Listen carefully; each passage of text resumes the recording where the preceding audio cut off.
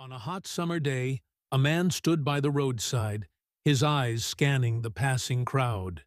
His gaze fell upon two young girls, one 14 and the other no more than 10, selling prickly pears. A twisted thought crossed his mind, and he decided to kidnap the older girl, rape her, and then kill her. He approached the girls and told the older one to come with him to his farm.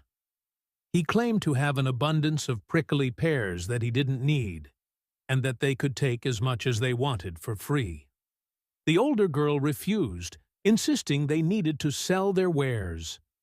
Undeterred, the man followed them and, finding an isolated spot, approached them again.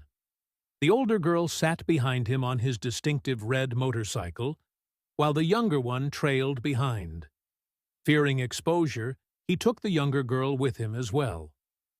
Reaching his secluded hideout, he threatened the girls with a sharp knife and began assaulting the older one.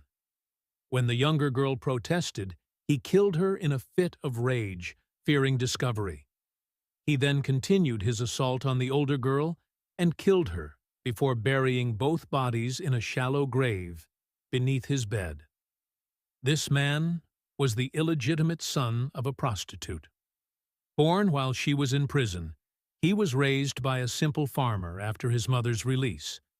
He never knew his real father and spent 30 years in ignorance of his origins. Fluent in French, he had dropped out of school and was short, unattractive, but highly intelligent. He had once been engaged to his cousin, whom he loved deeply. After traveling to France to make money, he returned to find her married to someone else.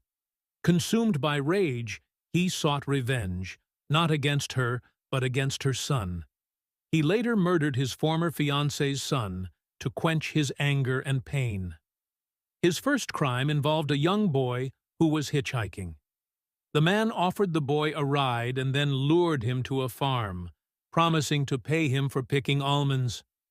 Once there, he saw an opportunity and attempted to rape the boy. When the boy tried to escape, he strangled him and buried the body. This was the beginning of a series of gruesome crimes against children, totaling over 13 victims. Among them was the son of his former fiancée, whom he had targeted for revenge. He had tried to entice her to leave her husband, but she refused. Enraged, he kidnapped her son and brutally murdered him. This case became the